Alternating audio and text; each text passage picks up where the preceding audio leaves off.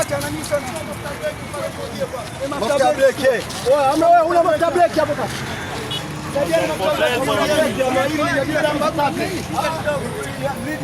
Samia utalipa damu hii. Mama Samia kokote uliko, damu hii utalipa. Utalipa damu hii. Mungu hajawahi kushinda. Mungu hajawahi kushinda. Mungu hajawahi kushinda. Mungu hajawahi kushinda. Mama Samia, njoo bro. Samia damu utalipa hii. Mungu hajawahi kushinda. Mungu hajawahi kushinda. Leo ni tarehe 29 mwezi wa 6, 2025. Ni takriban wiki 4 sasa tangu serikali ya Jamhuri ya Muungano wa Tanzania ilipofunga makanisa zaidi ya 2,000 ya Ufufuo na Uzima, kanisa yaliyoongozwa na Askofu Josephat Mathias Gwajima nchini Tanzania. Makanisa haya yamefungwa kwa mazingira ya ajabu sana.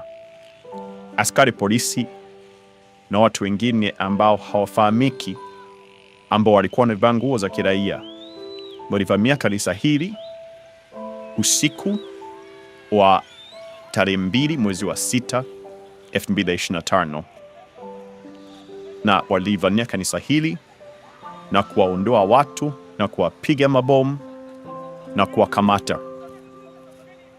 Na ni takribani wiki ya 4 sasa tangu kanisa hili limepigwa utepe nchi nzima.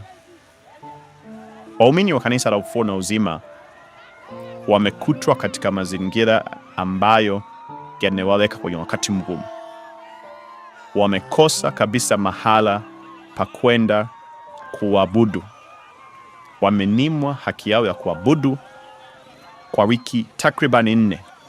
Kila Jumapili wamekuwa wakienda ng'ambo ya barabara kumwabudu Mungu wao, lakini kila wiki siku ya Jumapili wanakuwa wakipigwa na kuonewa na kunimwa haki yao ya kumwabudu Mungu wanayemwamini.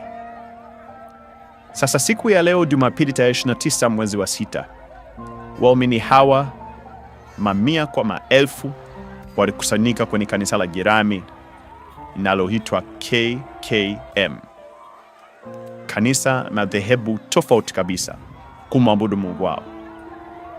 Lakini hata kwenye hilo kanisa askari polisi wakaja wakawavamia hawa waumini na kuwapiga na kutaka kuwakamata.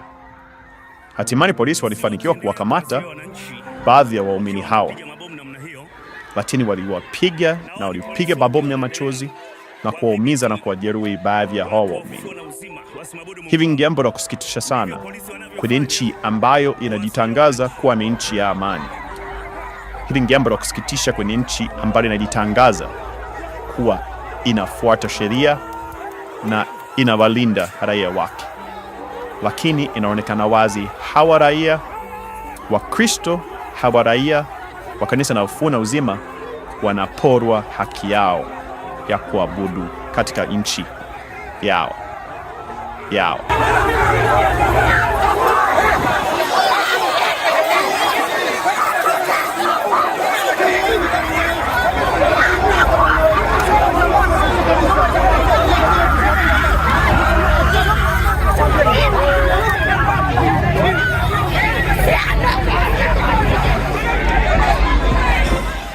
Naomba maji kidogo.